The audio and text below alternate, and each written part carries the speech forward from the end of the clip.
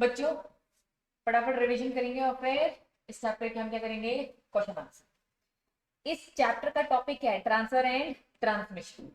पूरा chapter transfer transmission की बात करता है। आओ शॉर्ट में देखें। सेक्शन बच्चा याद रखना, सेक्शन नंबर 56 याद रखना, ठीक है। तो बच्चा कंपनी के शेयर ट्रांसफर भी होते हैं और ट्रांसमिशन भी होते हैं। ट्रांसफर मतलब क्या होता है बच्चा, बेच दिया। एक पर्सन ने दूसरे पर्सन को अपनी, है ना, शेयर की, सॉरी अपनी शेयर के टाइटल जो है उसे प्रॉपर ट्रांसफर, ठीक है। ट्रांसमिशन बोलता है भैया सेंड किया है, बेचा नहीं है। अभी तक जिसके पास शेयर्स थे वो बंदा नहीं रहा, जिस कारण से हमें उसके लीगल हायर को देना पड़ रहा है, ठीक है, जिसमें कंसिडरेशन इन्वॉल्व नहीं होता है। अब बच्चों सबसे पहले हमने पढ़ा था प्रोसीजर, कैसे होता है procedure of the transfer of share. तो शेयर का जो ट्रांसफर हो रहा है वो कैसे होता है, सबसे पहले एक डीड बनाई जाती है, ठीक है। अगर आपको शेयर परचेस करना है तो बच्चा आपको एक ट्रांसफर डीड बनानी पड़ती है, उसमें पूरी फॉर्मेलिटीज आपको भरनी पड़ती है और डीड को स्टैंप करवाना पड़ता है as per Indian stamp act, ठीक है। फिर साइन करो उसे, ट्रांसफर ट्रांसफर साइन करेंगे और फाइनली सबमिट करेंगे सर्टिफिकेट के साथ। तो डीड प्लस सर्टिफिकेट किसको दे दिया जाएगा बच्चा, कंपनी को दे दिया जाएगा। अब कंपनी क्या करेगी, उस डीड को देखेगी, एक बार वेरीफाई करेगी और फाइनली उसे ही एंडोर्स कर देगी, ठीक है। चलिए फिर बच्चा नेक्स्ट हेडिंग हमने क्या पढ़ा था कि ट्रांसफर ट्रांसमिशन ऑफ सिक्योरिटी में सबसे पहले फ्री ट्रांसफरेबिलिटी। एक पब्लिक कंपनी की अगर मैं बात करूं तो पब्लिक कंपनी क्या होता है, फ्रीली शेयर ट्रांसफर कर सकती है। अगर प्राइवेट कंपनी की बात करें तो फ्री होता है क्या, रिस्ट्रिक्शंस होते हैं। और वो रिस्ट्रिक्शंस क्या होते थे बच्चा, कि पहले आपको जो ऑलरेडी मेंबर्स है उनसे ही पूछना पड़ेगा, है ना। प्रोसीजर बिल्कुल सेम होती है, मुझे बेचना है, प्राइवेट कंपनी मुझे शेयर बेचने हैं। तो बच्चा पहले जो ऑलरेडी मेंबर्स है उनसे पूछूंगी क्या आप खरीदोगे। इसकी जो प्राइस होगी शेयर्स की, मैं चाहूंगी ज्यादा से ज्यादा मिले, आप चाहोगे थोड़ा कम मिले। तो बोर्ड ऑफ डायरेक्टर होते हैं बच्चा, उनका ऑडिटर होता है, वो डिसाइड करेगा कि प्राइस क्या होगी। उस प्राइस को कोट कर कर आपको पहला ऑप्शन दिया जाएगा। आप लोग खरीदते हो तो बढ़िया, नहीं खरीदते तो क्या करेंगे, अब मैं मार्केट में बेचती हूँ, ठीक है। चलिए तो इंस्ट्रूमेंट ऑफ ट्रांसफर में साफ साफ बोला था कि भैया डीड जब बनाओगे तो प्रॉपरली ड्यूली स्टैम्प्ड होना चाहिए। ड्यूली स्टैम्प से मतलब कैंसिल भी होना चाहिए। नेक्स्ट हेडिंग हमने क्या पढ़ी थी, हेडिंग हेडिंग देखेंगे। In case of loss of transfer deed, transfer deed अगर गुम हो जाती है तो कंपनी क्या करेगी बच्चा, एक बार चेक करेगी, वेरीफाई करेगी और फाइनली हमें सर्टिफिकेट इशू कर दे देगी, ठीक है। Then transfer of the party, इसमें क्या पढ़ा था बच्चा, पार्टली पेड अप शेयर में अगर शेयर मेरे पार्टली पेड अप है, मैं इसे अगर बेचना चाहती हूँ बेच सकती हूँ, हाँ बेच सकती हूँ। कंपनी को पहले रिक्वेस्ट भेजूंगी, ठीक है। कंपनी क्या करेगा, ट्रांसफर को बताएगा, नोटिस में डालेगा कि भाई ये आधे, है ना, पूरा पेड नहीं है, पार्टली पेड अप है, क्या आपको कोई दिक्कत, तो वो नॉन ऑब्जेक्शन सर्टिफिकेट देगा। देन इसके बाद पार्टली पेड अप शेयर बेचा जा सकता है, ठीक है। देन ऑफेंस पेनल्टी लगेगी अगर नहीं मानोगे तो। स्टैंप ड्यूटी को साफ साफ बोला, कैंसिल होना चाहिए, कैंसिल होना चाहिए। स्टैंप ड्यूटी आपकी डीड में लगी होनी चाहिए और स्टैंप ड्यूटी तब हम मानते हैं ड्यूली स्टैंप जब वो अच्छे से कैंसिल होगी। कैंसिल अगर नहीं है तो स्टैंप ड्यूटी पे नहीं है, हम ये मानते हैं, ठीक है। एग्जाम्पशन स्टैंप ड्यूटी की किसमें मिल रखी है, गवर्नमेंट लोग को मिल रखी है, ठीक है। चलिए फिर अदर ड्यूटीज देनी पड़ती है स्टैंप ड्यूटी में, ठीक है। नेक्स्ट क्या बोलता है बच्चा, टाइम लिमिट क्या है, डिलीवरी सर्टिफिकेट अलग अलग सिचुएशन में अलग है। अगर आपकी कंपनी जस्ट इनकॉर्पोरेट हुई है तो इन्होंने कहा इनकॉर्पोरेशन से 2 महीने के अंदर शेयर सर्टिफिकेट इशू कर दीजिए। देन बच्चा अलॉटमेंट ऑफ शेयर और डिबेंचर को बोला 2 महीने 6 महीने, और एक्चुअल में जो चैप्टर पढ़े ना ट्रांसफर, ट्रांसफर वाला केस है 1 मंथ, ठीक है। जब भी क्या दिया बच्चा, इंस्ट्रूमेंट दिया। इंस्ट्रूमेंट मतलब जब भी हमने वो ट्रांसफर डीड कंपनी को दी कि इसे बेच दो, है ना, रजिस्टर में नाम की एंट्री कर दो, तो जिस दिन उनके पास इंस्ट्रूमेंट मिलेगा वहां से 1 महीने के अंदर सर्टिफिकेट मुझे, है ना, सामने वाले पर्सन को दे देंगे। नेक्स्ट ये तो प्राइवेट कंपनी का डिस्कस कर लेता। फॉर्ज ट्रांसफर क्या होता था, नकली, फर्जी, डुप्लीकेट, गलत सिग्नेचर कर रहे हो या फिर कुछ भी गलत आप कर रहे हो, तो फॉर्ज ट्रांसफर मतलब कि यहाँ पे ट्रांसफर के साइन नहीं है, कोई और इसे बेच रहा है, ट्रांसफर बंद कर, ठीक है। कॉन्सिक्वेंस में पड़ा था, अगर ऐसा होता है तो हम मानेंगे कि कोई ट्रांसफर नहीं हुआ है और ट्रांसफर का नाम अगर हटा दिया गया फॉर्ज ट्रांसफर के कारण, मेरा नाम अगर रजिस्टर में से हटा दिया गया तो मैं क्लेम कर सकती हूँ कि भैया मेरा नाम वापस से री एंटर करिए, हमने री रजिस्टर करिए, तो री एंटर वही होता है ना। तो यहाँ पर बच्चा, अब हमने ये भी पढ़ा था ट्रू ओनर जो है नेम रिस्टोर किया जाएगा, ये हमने पढ़ लिया था। Purchaser will have no right to register as a shareholder, मैंने बेचा नहीं है, फॉर एग्जांपल मैंने आपको बेचा है, आपने नकली किया, नकली करके अपना नाम रजिस्टर में लिखवा दिया और फिर आगे चल के आपने ये बेच दिया किसी और को, तो बच्चा क्या होगा, अगर आपने आपने किसी और को बेच दिया, मुझे कंप्लेन करना, चलो देखते हैं, ठीक है। हाँ तो बच्चा अगर मैंने आपको शेयर बेचा आपने किसी, मैंने आपको बेचा नहीं, आपने नकली काम किया, ठीक है, और आपने ये शो किया कि मैंने बेच दिया, तो रजिस्टर में किसकी एंट्री हो गई है, आपके नाम। फिर आपने क्या किया बच्चा, किसी और को बेच दिया, तो वो बंदा तो जेन्युइन था, वो बंदा तो जेन्युइन था। तो हमें यहाँ पे क्या पढ़ा था, if company has suffered any loss, ठीक है, it may claim damage from the person who loss the Fortune, तो मैं आपसे क्लेम करूंगी, ठीक है। अब बच्चा, वो जो बंदा था, वो जो बंदा था जिसने गुड फेथ में खरीदा था, आपने इसके साथ झूठा किया। If a company has issued share certificate to transfer he sold the share to the innocent purchaser, मैं innocent purchaser की बात कर रही हूँ। The purchaser will have no right to register, क्या इसका रजिस्टर में नाम आएगा, बिल्कुल भी नहीं। However, he can claim damage from the company on the ground, so company से claim मांगेगा on the ground that he acted on a good faith or the share certificate issued by the company, तो वो company से पैसे मांगेगा और company किससे लेगा पैसे, उस फॉर्ज बंदे से पैसे लेके उसे देगा, ठीक है। इसमें केसेस आ सकते हैं, फिर डिटेल में होता है। ब्लैंक ट्रांसफर क्या था, ब्लैंक ट्रांसफर, ब्लैंक ट्रांसफर वो ट्रांसफर होता है जिसमें दो चीज, डेट और सिग्नेचर, सिग्नेचर किसके, ट्रांसफरी के, ट्रांसफर साइन करके देगा, ठीक है। हाँ बच्चा, तो क्या ब्लैंक ट्रांसफर कर सकते हैं, हाँ कर सकते हैं, कोई दिक्कत नहीं है, ठीक है। लेकिन याद रखना ब्लैंक ट्रांसफर में वो मेंबर भी बनता नहीं है जिसको दे दिया गया। ट्रांसपोजिशन ऑफ नेम में क्या पढ़ा था, ज्वाइंट शेयर होल्डर है, दो लोग मिलकर, ठीक है, रीअरेंज कर रहे हैं अपनी सीक्वेंस को, है ना, चेंज कर रहे हैं, कर सकते हैं, हाँ कर सकते हैं, लेकिन बस क्या करना है ना, सबसे पहले तो आर्टिकल में प्रोवाइड होना चाहिए और सामने वाले की कंसेंट भी ले लो, ठीक। Transmission of security, operation of law, दो तरीके से होता है, पहला अगर डेथ का केस है तो, या फिर इंसॉल्वेंसी और उसमें लुनेसी वगैरह भी था, ठीक है। चलिए, transfer by the legal representative, अगर हमारा लीगल रिप्रेजेंटेटिव वो बेचना चाहता है, बच्चा लीगल रिप्रेजेंटेटिव के पास डैडी की डेथ के बाद अगर बच्चे को मिलती है तो बच्चे के पास दो ऑप्शन आता है, या तो वो खुद खरीद ले, या तो वो खरीदना नहीं, सॉरी, या तो वो अपना नाम रजिस्टर में एंट्री करवा दे, या फिर वो उसे बेच दे। अगर उसने बेचा है तो मान लिया जाएगा कि हाँ वो जेन्युइन ओरिजिनल ओनर की तरह ही बेच रहा है, ठीक है। चलिए, right of the legal representative में यही ऑप्शन जो मैंने अभी बताया। नेक्स्ट हेडिंग क्या बोलता है, execution transfer deed not required to transmission, क्या डीड की जरूरत होती है ट्रांसमिशन में, नहीं, डीड की जरूरत नहीं तो क्या स्टैम्प ड्यूटी लगेगी, लगेगी नहीं लगेगी, जब डीड ही नहीं है तो स्टैम्प ड्यूटी कहां से लगेगी। चलिए, रिक्वायरमेंट्स क्या थे बच्चा, रिक्वायरमेंट्स क्या थे, अगर बेटे को, है ना, डैडी की डेथ हो गई, बेटे को चाहिए, तो वो क्या करेगा बच्चा, अपनी कंपनी को एक एप्लीकेशन भेजेगा और एप्लीकेशन के साथ अटैचमेंट, अटैचमेंट में क्या क्या भेजेगा बच्चा, death certificate, succession certificate, probate, probate क्या होता है, एक विल होता है ना, सर्टिफाइड एक विल होती है। नेक्स्ट क्या लिखा है, स्पेसमेन अपने सिग्नेचर का एक सैंपल भेज देगा। बच्चा साफ साफ यहाँ पे लिखा है, क्या लिखा है, the requirement certificate is not essential, requirement of these, जो ऊपर चार सर्टिफिकेट पे ये एकदम कंपलसरी नहीं कि यही देना है, ठीक है, depend upon the various circumstances. उस टाइम पे नहीं सुना था नालायक, सही में तेरी पिटाई, मतलब जितना भी तूने अभी तक पढ़ा सब बिल्कुल जीरो कर रखा है ना भैया, सही में पिटाई करेंगे।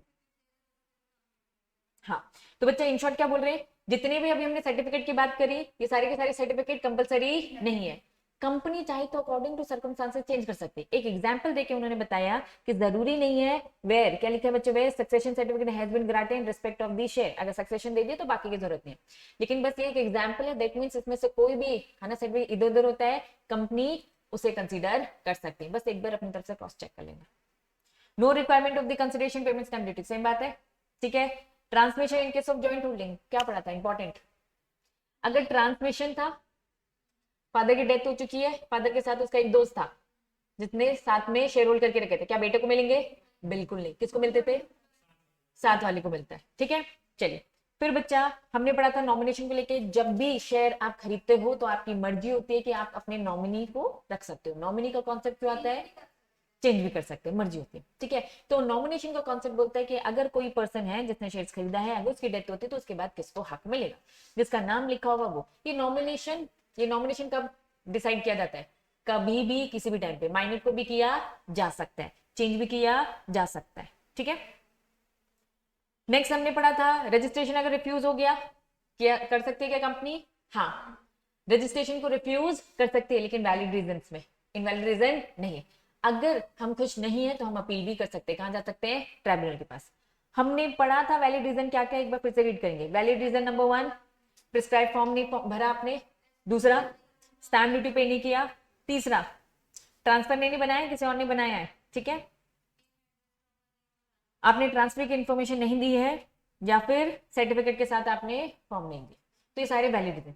हमने पढ़ा था इनवैलिड रीजन क्या क्या थे कि भैया आपने बोल दिया कि 25% हो रहा था इसलिए, तो ये इनवैलिड। नेक्स्ट क्या था, एक्स एम्प्लॉय था, ठीक है, उसको मना कर दिया। देन आपने बोला आर्टिकल में लिखा होना जरूरी है। अगर आपने आर्टिकल में ये लिख दिया कि ब्लैंक क्या था, ब्लैंकेट अथॉरिटी, अगर आपने क्या लिख दिया ब्लैंकेट अथॉरिटी है, तो ये अलाउड नहीं है। ब्लैंकेट अथॉरिटी मतलब मनमानी करना, किसी की नहीं सुनना, तो ये वाली अथॉरिटी तो काम की नहीं है, प्रॉपर आपको लिखना पड़ेगा, ठीक है। चलिए, अगर रिफ्यूज कर दिया तो कहां जाओगे बच्चा, एनसीएलटी के पास। प्राइवेट कंपनी पब्लिक कंपनी को दोनों को बुलाए कि भैया आपको है ना 60 डेज के अंदर जब भी डिलीवर किया वहां से 60 डेज, और अगर नोटिस रिसीव है तो वहां से 30 डेज। ध्यान रखना, नोटिस रिसीव्ड होगा रिफ्यूज का तो वहां से 30 डेज।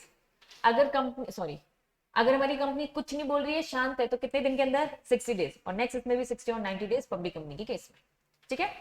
फिर हमने पढ़ा था ट्राइब्यूनल ऑर्डर पास करेगा जैसे उसे ठीक लगेगा, और अगर नहीं फॉलो करोगे उसकी बातें ऑर्डर की तो भैया पनिशमेंट पे।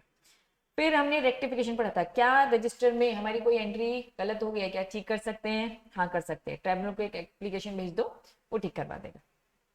हमने पूरी प्रोसीजर पढ़ी थी, फॉर्म भरना है, एडवर्टीजमेंट कराना है, सारी चीजें करा रहा हूँ, वो ट्राइब्यूनल सारी बातें देखकर डिसीजन देगा। और फाइनली बच्चा हमने रजिस्टर मेंबर के केसेस पढ़े थे, जिसने शेयर्स खरीदे हैं रजिस्टर में उसी का ही नाम होगा, ठीक है। रजिस्टर में लीन ऑन शेयर है लिखने की जरूरत नहीं है। फिर हमने क्या पढ़ा था बच्चा, कंपनी सेक्शन में जो बातें लिखी है वही करेगी, उसके अलावा दूसरी चीजें नहीं। लिक्विडेटर चाहे तो वो भी ट्रांसफर को एक्सेप्ट कर सकता है, फर्म कभी भी मेंबर नहीं बनती है, ये बात अलग है, हमने कहीं और पढ़ा था, सेक्शन 8 में बन सकते हैं।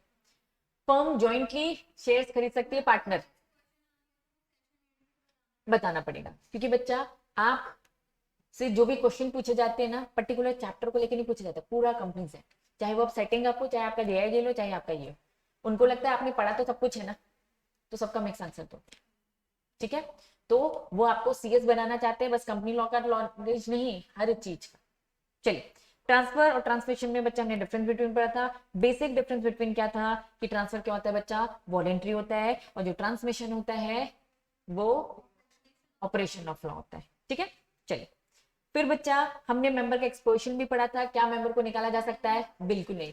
अगर वो कुछ भी कंपनी के लिए गलत कर रहा है तो उसकी शेयर होल्डिंग उसे छीनी नहीं जाएगी, ठीक है, दूसरी पनिशमेंट उसको दी जाएगी। चलिए, फिर बच्चा प्रैक्टिकल क्वेश्चंस पढ़े थे जिसको भी हम नहीं डिस्कस करेंगे क्योंकि क्वेश्चन आज वैसे ही बहुत सारे डिस्कस करने। फिर फाइनली हमने डिपॉजिटरी पढ़ा। डिपॉजिटरी दो इंडिया में है हमारी डिपॉजिटरी, एनएसडीएल, सीडीएसएल, जो कि पूरा का पूरा काम करते हैं इलेक्ट्रॉनिक को लेकर, ठीक है बच्चा। इसमें ये डीपी की हेल्प से करती है, डीपी एक एजेंट होता है, इसका काम पूरा एक बैंकिंग सिस्टम की तरह होता है, बस हमें कैश की जगह सिक्योरिटी इंसर्ट करना, सारे काम बैंकिंग सिस्टम जैसे होते हैं। और फाइनली हमने पढ़ा था डीमटेरियलाइजेशन और रीमटेरियल। डीमटेरियलाइजेशन मतलब आपने फिजिकल शेयर्स को इलेक्ट्रॉनिक फॉर्म में कन्वर्ट किया, और रीमटेरियलाइजेशन मतलब इलेक्ट्रॉनिक को दोबारा से फिजिकल में।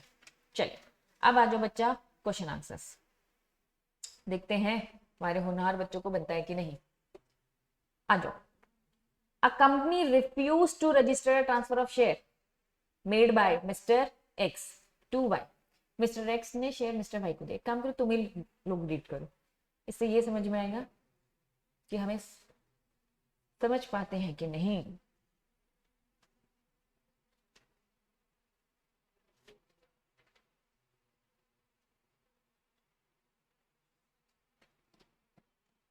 मिलन क्वेश्चन पहले समझाएगा, केस क्या बोल रहे। हम्म is not ever send a notice to refuse to Mr. X. Then notice send नहीं करा कभी Mr. X. तो Mr. Y को भी लिखा, उसके बाद मतलब पार्टी पर राइट्स अगेंस्ट कंपनी के या मतलब बोल सकते हैं। तो एडवाइस क्या, तो आप क्या एडवाइस देते हैं मिलन जी? अभी पढ़ा, अभी पढ़ा।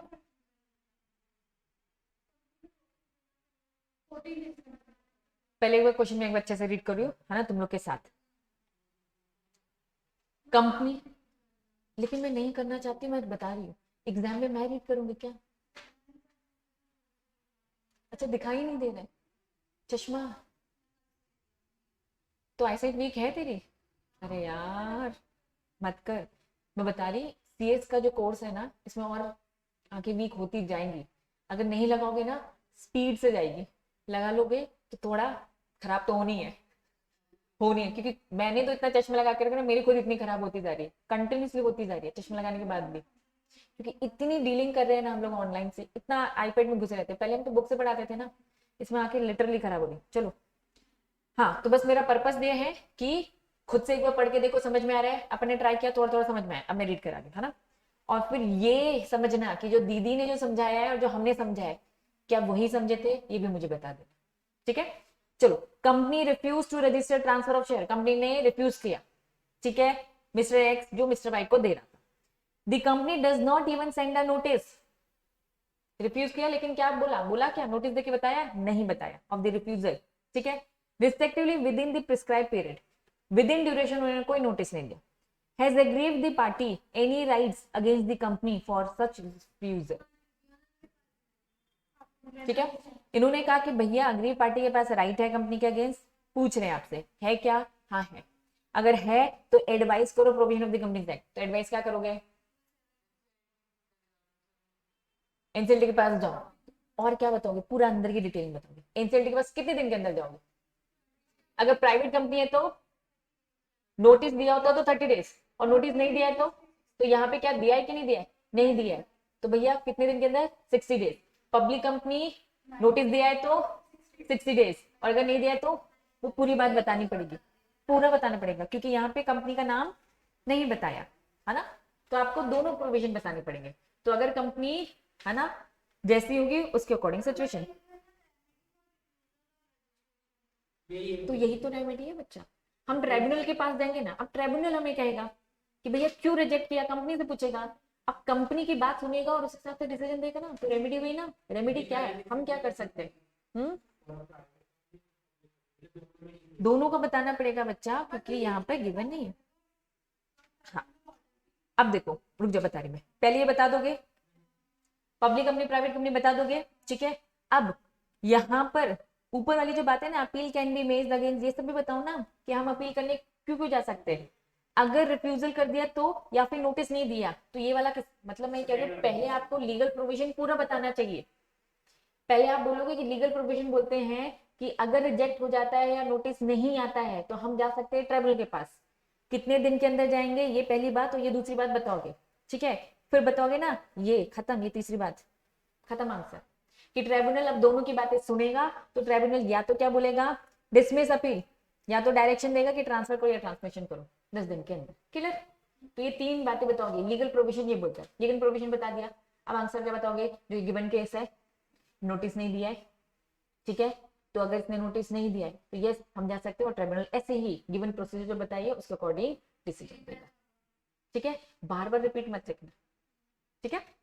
चलिए नेक्स्ट क्वेश्चन की तरफ चलते हैं। हाँ बच्चा, मेरे आंसर में मतलब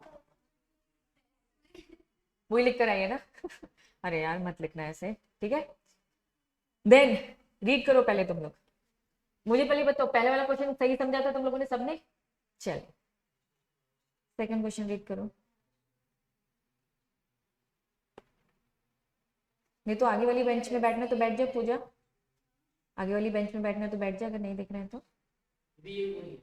सेम है पक्का, आंसर भी सेम है तुम लोग का, ठीक है। चलो एक बार रीड कर लो, मुझे थोड़ा ना याद रहेंगे क्वेश्चंस, ठीक है।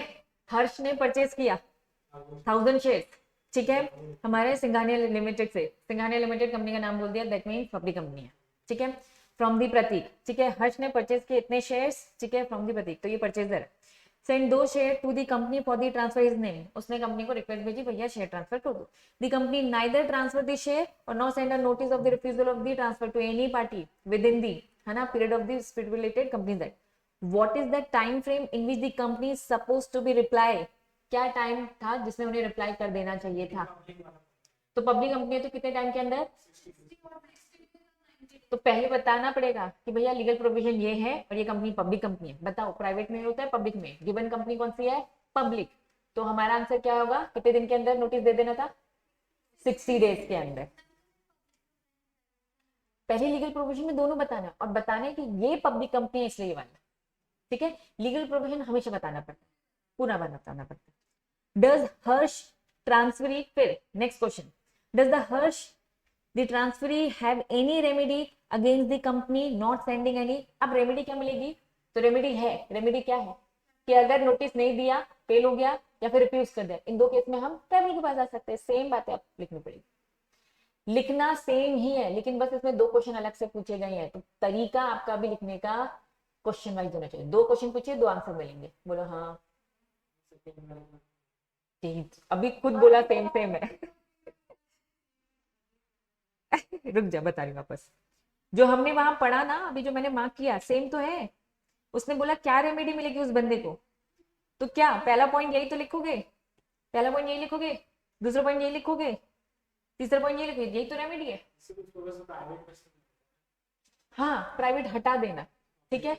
हाँ, लेकिन ट्राई करेंगे हम, पहले लीगल प्रोविजन बताएंगे और फिर ये है ना हमारे एग्जामिनर का ध्यान आकर्षित करेंगे कि ये पब्लिक कंपनी है और हम पब्लिक कंपनी के हिसाब से आंसर दे रहे हैं, ठीक, पक्का।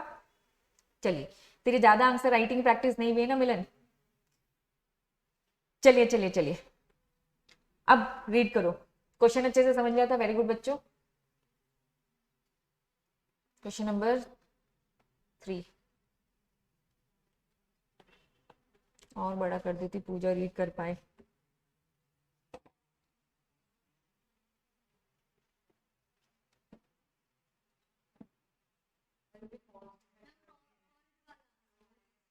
क्या आंसर आएगा, फॉर्ज्ड डॉक्यूमेंट, ठीक है। पढ़ लिया, मिलन को फिर से फंसाएंगे। हाँ मिलन, समझा केस, पहले केस समझा। अरे नहीं यार, ऐसे सीखेगा, रुक जा यार, मिलन से पूछ रही हूँ।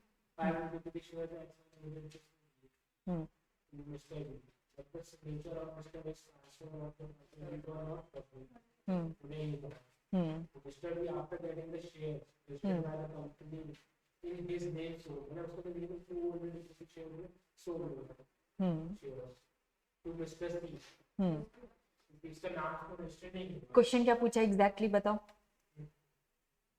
क्वेश्चन क्या पूछ रहा है? तूने मुझे पूरा केस समझा दिया है, क्वेश्चन क्या पूछ रहा है?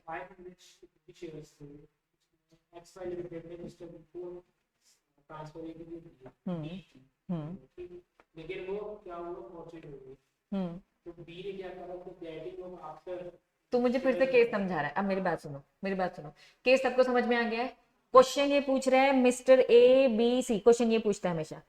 हमेशा केस रीड करो बच्चा, मैं हमेशा एग्जाम में तरीका बता रही हूँ। हम अक्सर केस में घूम रह जाते हैं, केस तो हमें समझ में आ गया ना। अब एग्जामिनर क्या पूछ रहा है, ये कहानी उसने जो बताई इतनी लंबी चौड़ी, ये पूछना क्या चाह रहा है, पूछना वो ये चाह रहा है what are the rights ABC, ये है। जहां क्वेश्चन मार्क दिखे ना उसको वापस से रीड करो। अब जब मैं अगली बार पूछूंगी क्वेश्चन क्या पूछ रहा है और केस क्या है, दोनों में डिफरेंस है। केस वही जो तुमने पूरी कहानी बताई, क्वेश्चन पूछ रहा है ए के राइट्स बताओ, बी के बताओ, सी के बताओ।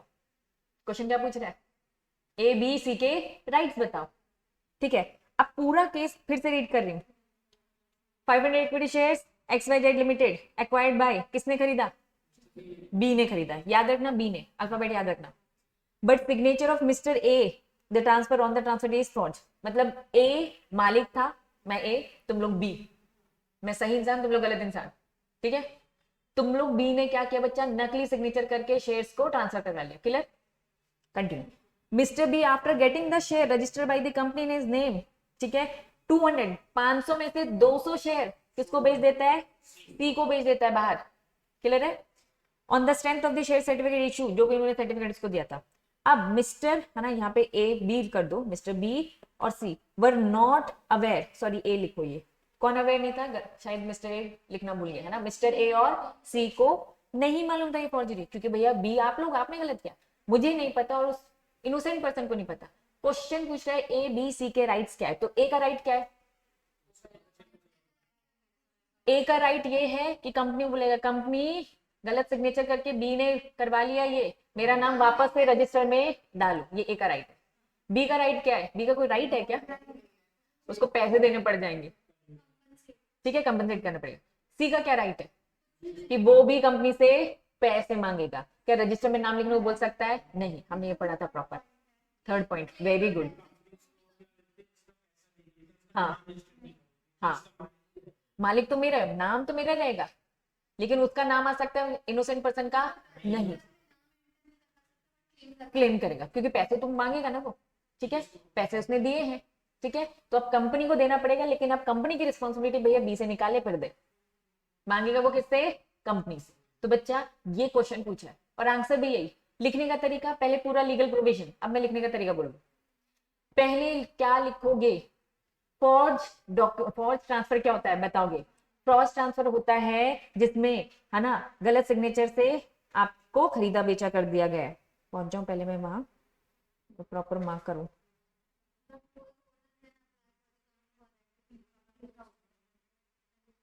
ढूंढने जाओ तो मिलता ही नहीं है, हाँ, तो ये पूरा लिखोगे, ये पूरा का पूरा लिखोगे, मीनिंग लिखोगे, पहली बात ये लिखोगे, है ना, थोड़ा ओन लैंग्वेज में लिखना, फिर यहाँ पे जो पॉइंट लिखा है बच्चे, ये तो सब लिखा ही है ना कि भैया पहला पॉइंट क्या बोल रहा है, नलिफाइड, ये डीड क्या हो जाएगी, नलिफाइड मान ली जाएगी, ट्रू ओनर का वापस नाम आ जाएगा, ये एक ही बात कर रहा है। फिर यहाँ पे किसी बात हो रही है, इनोसेंट परचेजर, इनोसेंट परचेजर को बेच दे, पूरी कहानी बताइए, तो बच्चा ये फोर्थ पॉइंट क्या बोल रहा है, किसी क्या मांगेगा, मांगेगा, और मैं क्या मांगूंगी, तो ये पूरे एबीसी 1 2 3 4 ये पॉइंट्स लिखने पड़ जाएंगे, बस आप उस क्या करना बच्चा, एबीसीडी नाम लिख कर करना, ठीक है, कम लीगल प्रोविजन लिखोगे, है ना, अब मैं कह रही हूँ दोबारा से रिपीट तो लिखोगे नहीं, तो लीगल में इंसर्ट कर दे, ठीक है, क्योंकि दोबारा से सेम सेम लिखोगे क्या, कितना लंबा हो जाएगा आंसर, ठीक है, क्लियर है। चलिए बच्चा, आंसर जो क्वेश्चन जो पूछता है हमें वही लिखना चाहिए, हम क्या करते हैं, पूरा केस तो बता दिया हमने, आप क्या करोगे, लीगल प्रोविजन लिखकर आ जाओगे, क्वेश्चन पूछा था ए बी सी के राइट बताओ, आप बस लीगल प्रोविजन लिख के आ जाओगे, बच्चा नंबर पूरे नहीं मिलेंगे, वो कहेंगे कनेक्ट तो करो केस को, है ना। चलिए फोर्थ क्वेश्चन,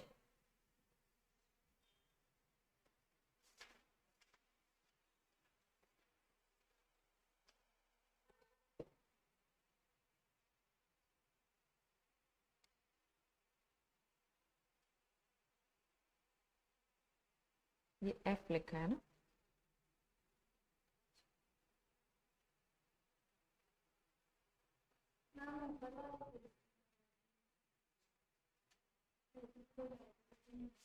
सेम है क्या ऊपर वाले केस की तरह, दो चीजें, कौन समझेगा, भूमि समझाएगी केस को, ट्राई करा ना,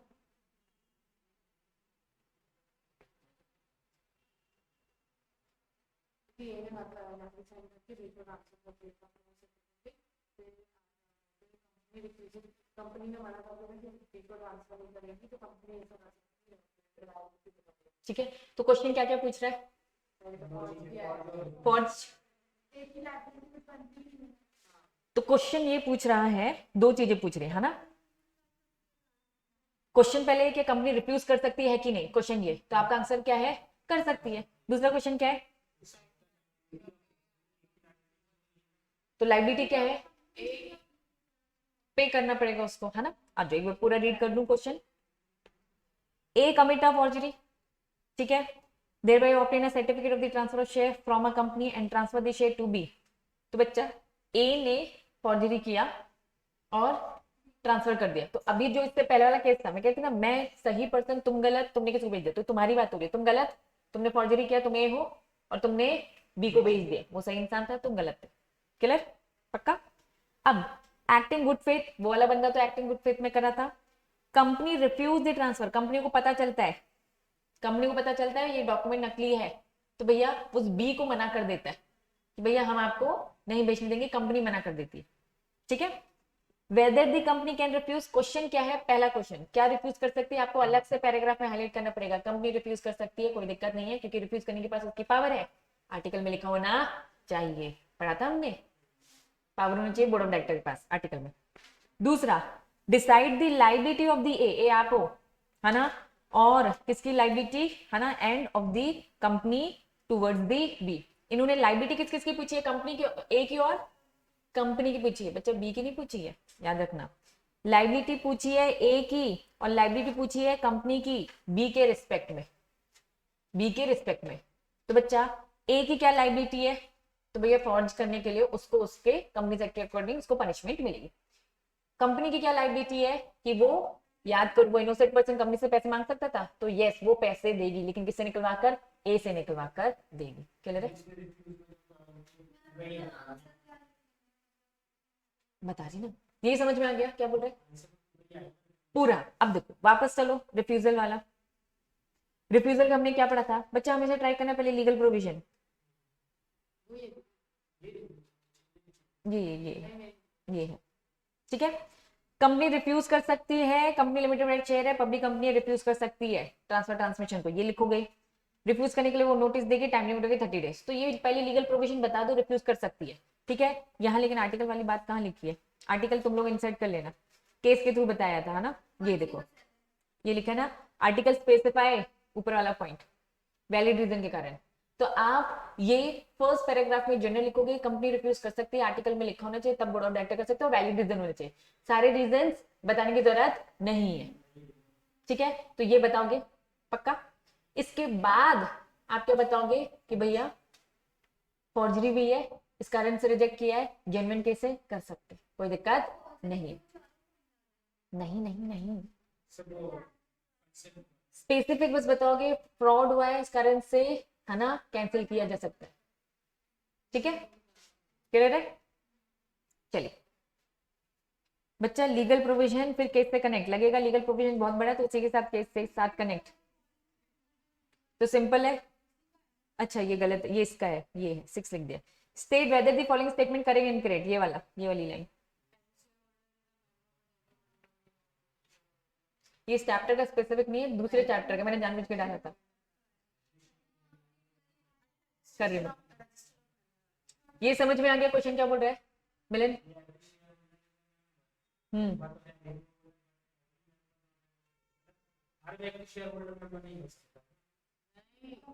रीड करो वापस। आर्ची समझ में आया? पूजा को दिख नहीं रहा है बस इसीलिए से पूजा से नहीं पूछ रही मैं। एक बार रीड करूं। Every share holder is a member, सारे के सारे शेयर होल्डर मेंबर होते हैं, but every member may not be a share holder of the company. याद करो हमने शेयर होल्डर मेंबर में डिफरेंस पढ़ा था। Very good. और मेंबर रजिस्टर में होता है।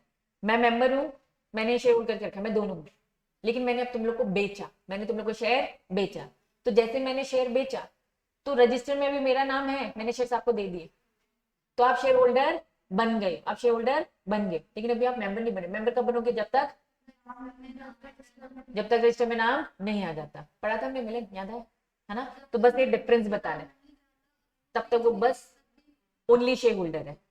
तो खरीदने वाला शेयर होल्डर बन गया है, मेंबर वो तब तक नहीं बनेगा जब तक रजिस्टर में नाम नहीं। ठीक है, बस ये लाइन को जस्टिफाई करना है, डिफरेंस बिटवीन बताना है, मेंबर कौन, शेयर होल्डर।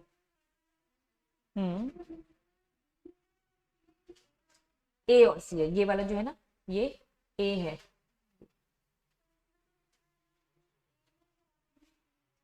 नहीं, तुम क्वेश्चन नंबर 3 की बात कर रही है ना, तो फ्रॉड तो इसने किया है ना, बी ने किया है। 500 equity shares limited were acquired by the mister B, mister B ने खरीदा, but the signature of mister A the transferor on the transfer deed, जो सिग्नेचर थे मिस्टर ए के वो क्या थे, वो फॉर्ज थे, वो गलत थे, तो मिस्टर ए के सिग्नेचर गलत थे, दैट मींस बी ने गलत सिग्नेचर करवाए होंगे, अपन ये अज्यूम करें ना। ठीक है, ए ने बेचा ही नहीं, नहीं तो मैं कह रही हूँ ए के सिग्नेचर गलत कैसे हो गए, मैं कह रही हूँ मेरी सिग्नेचर गलत है, इसमें गलती मेरी होगी कि सामने वाले की होगी? मैं तो गलत सिग्नेचर नहीं करूंगी ना, सामने वाला ही गलत सिग्नेचर करेगा। ठीक है, तो बी बी है यहाँ पर। 21 इसी चैप्टर की बात करेगी, दूसरे चैप्टर, थर्ड चैप्टर ना, डिफरेंस बिटवीन है ना, वही लिखना। ठीक है, चलिए नेक्स्ट आ जाओ। Grace limited public limited company, read करो क्वेश्चन नंबर 7।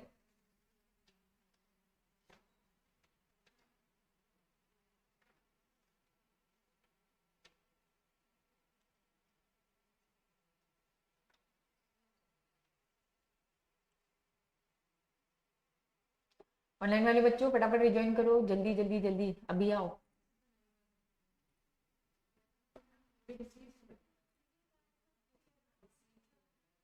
क्वेश्चन क्या पूछ रहे हैं, कहना company transfer the share of disease member, आप लोग यस बोल रहे हो कि नो बोल रहे हो? सब बोल रहे हैं, कोई भी नो है? मिलन नो है तेरा? पढ़ पहले, क्या कर रहे हैं पहले पढ़।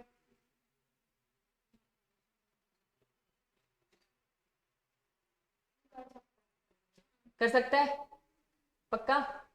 चलो मैं पहले केस रीड कर लूं, मिलन का भी पहले सुन लूं, बस आंसर बताना, केस नहीं के।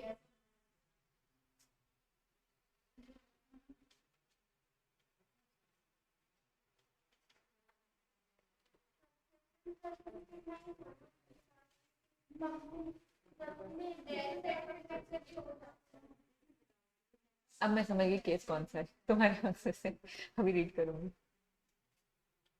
कर सकते हैं ये नॉमिनी को, नॉमिनी होगा तो नॉमिनी कहाँ से आ गया।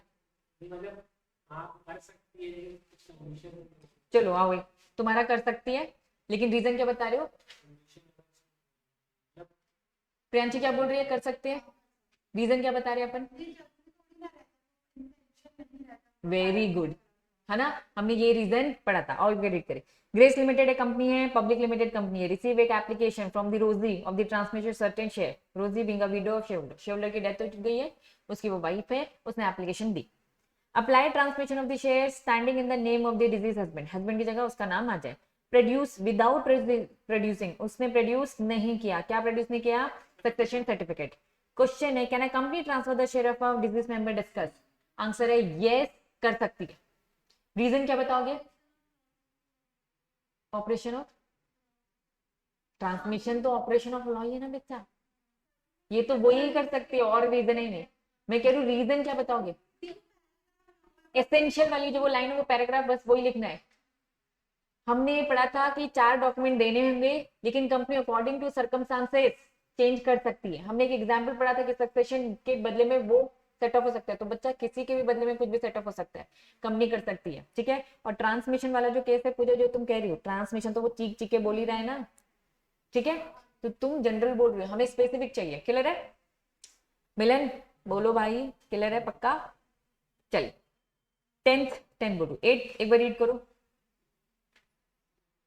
देखो रीड करके समझ में आ रहा है।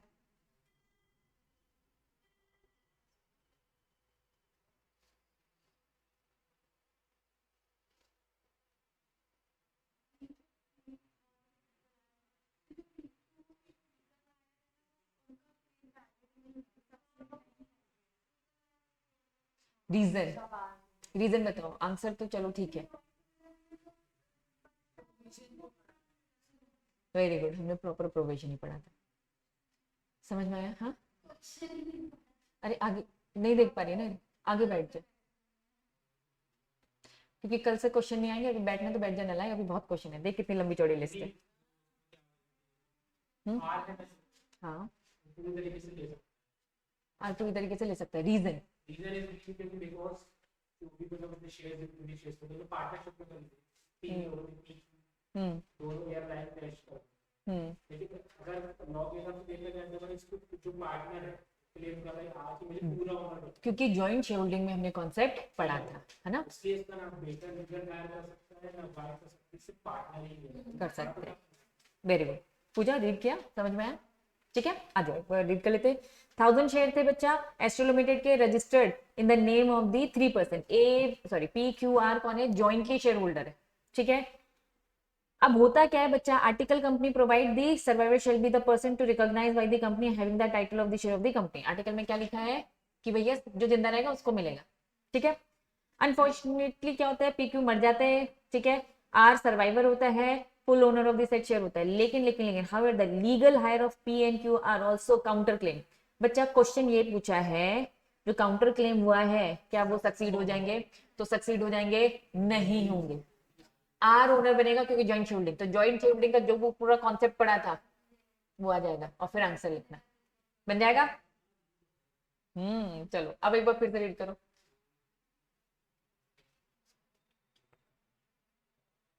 ABC है वो, है ना,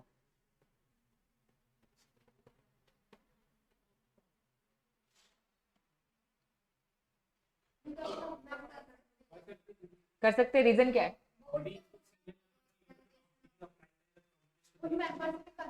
वेरी गुड, कंसर्न पहले बाकी मेंबर से लेनी पड़ेगी, ठीक है। मेरा नाम आगे और तुम लोग को अगर अपना नाम आगे करना है तो पहले हम सबसे तो पूछ लो, ठीक है। ABC ज्वाइंट होल्डर है, ठीक है, ABC ज्वाइंट होल्डर है, ठीक है। एक केयर हेड कंपनी के joint share holder now ask the company alter rearrange करने के लिए सीरियल ऑर्डर, ठीक है। Register of the member in reply the company intend to ask a joint share holder. Actually ये क्वेश्चन, रुक जाओ एक मिनट रीड कर रही हूँ, ये कंटिन्यू है बच्चा, है ना। In intent to ask joint holder execute a transfer deed for the transposition of the name of register advise the company, तो सेम ही एडवाइस करना है, ट्रांसपोजिशन ऑफ शेयर, तो उसका पूरा आप लिख लोगे, ठीक है। चलिए नेक्स्ट क्या है बच्चा, अंकित ने फ्रॉडेंटली, रीड करो, ही इज वो transposition of name transposition end of name, हाँ नेम ट्रांसफर। पूरा पूरा हो जाएगा, रीड कर लिया। क्वेश्चन बोल रहा है who will be entitled to share in a priority, किसको मिलेगा।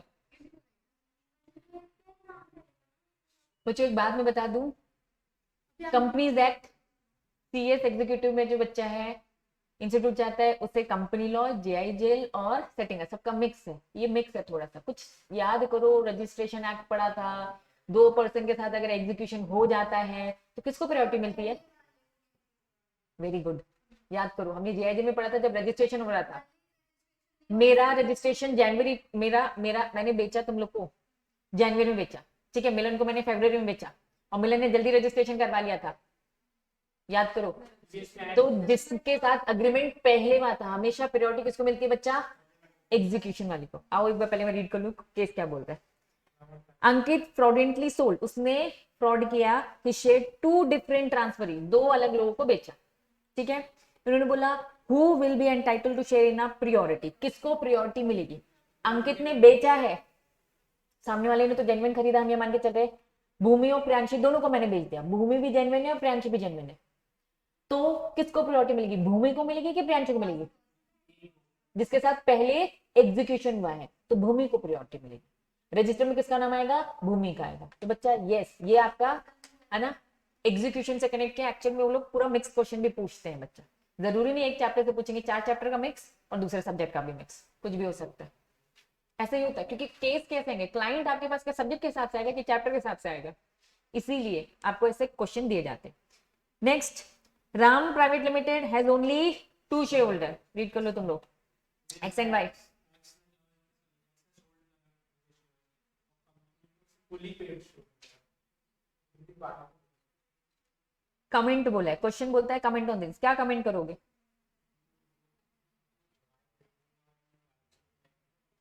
ऐसा कर सकते हैं जो ये कर रहा है। क्वेश्चन बोल रहा है मिस्टर, सॉरी कंपनी है जिसमें 2 शेयर होल्डर है, एक्स और Y, all share fully paid up है, एक्स ने बेच दिया वाई को, है ना, the company carrying business activity there. Comment करो, क्या कमेंट कर रहे हो, ऐसा कर सकते हैं, पहले तो बताओ। कमेंट में यही लिखना पड़ेगा ना, गिवन स्टेटमेंट सही है, गिवन स्टेटमेंट गलत है, तो आप क्या बोल रहे हो, सही है कि गलत है, इज करेक्ट। फिर आगे, कंपनी में टोटल 2 शेयर होल्डर थे, अगर हो सकते हैं ना, प्राइवेट कंपनी है 2 मेंबर हो सकते हैं ना, एक को अगर ट्रांसफर किया तो वो कौन सी कंपनी बन जाएगी, OPC। ये तुमसे यही चाह रहा है, घुमा फिरा के पूछ रहा है, ये कह रहा है भैया एक कंपनी में 2 थे, तो चलो हमने बोल दिया 2 थे, मिनिमम तो 2 भैया प्राइवेट में ही हो सकते हैं, क्या पब्लिक में हो सकता है, नहीं। जैसे ही प्राइवेट कंपनी के एक शेयर ने पूरे शेयर दूसरे को दे दिया शेयर, तो भैया क्या हो गया, ये अब OPC हो गया। तो बच्चा यही कह रहा है, पहले तो क्वेश्चन ये बोल रहा है the company carry on its business activity thereafter, उसके बाद कंपनी कैरी ऑन कर रही थी, तो कमेंट ऑन दिस, आप क्या बोलोगे, ये कैरी तभी कर सकता है जब वो क्या बन जाएगा, अपने आप को OPC में कन्वर्ट करना पड़ेगा। इसका मतलब सेटिंग अप वाला चैप्टर, प्राइवेट कंपनी को OPC में कन्वर्ट, कमेंट ऑन दिस, समझा। तो गिवन स्टेटमेंट करेक्ट तब होगा जब वो OPC में अपने आप को कन्वर्ट करेगा, नहीं तो अब मैं ये करूँ, given statement is correct when we assume कि it is converted into OPC, ऐसा बोलो। इससे एग्जामिनर को ये पता चल जाएगा कि हाँ आपको OPC की बात करनी है ना, आप सोच पा रहे हो, क्योंकि वो आपके दिमाग को उतना टटोलना चाहता है कि भैया सोच पा रहे हो कि नहीं।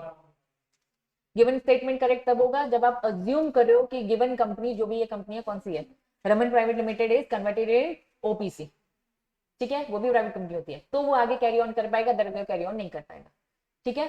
और थोड़ी बहुत हल्की फुल्की शॉर्ट में प्रोसीजर दे देना, ओपीसी में हमने वो सेटिंग अप में जो पड़ेगी शॉर्ट में, एकदम नहीं होता है तो बस कमेंट ऑन दिस में भी लिख सकते हो। वो मैं कह रही हूँ, देखो तुम खुद देखो, इसमें जेआईडी से भी कनेक्ट हो रहा है, सेटिंग अप से भी हो रहा है, तो कंपनी तक ऐसे क्वेश्चंस पूछते हैं और एग्जाम में एक्चुअली में ऐसा आता है, सबको लगता है कि ये क्या पूछा ये क्या पूछा, क्योंकि बीइंग अ सीएस आपको चारों तरफ दिमाग घुमाना पड़ता है जो भी कुछ पढ़ा है, केसेस प्रैक्टिस करेंगे ना, अभी तो हिंट की जरूरत होगी ऑब्वियसली, है ना, लेकिन प्रैक्टिस करते रहेंगे तो हो जाएगा, क्योंकि अब ज्यादा पढ़ लिया है, अब ज्यादा पढ़ लिया है, पहले इतना पढ़ा नहीं था। अगर मैं ऐसे क्वेश्चन पहले ही डाल दूंगी तुम कहोगे दीदी ये एग्जीक्यूशन क्या होता है, प्रायोरिटी क्यों मिलती है, वो पढ़ चुके हो इसलिए अब डाला है।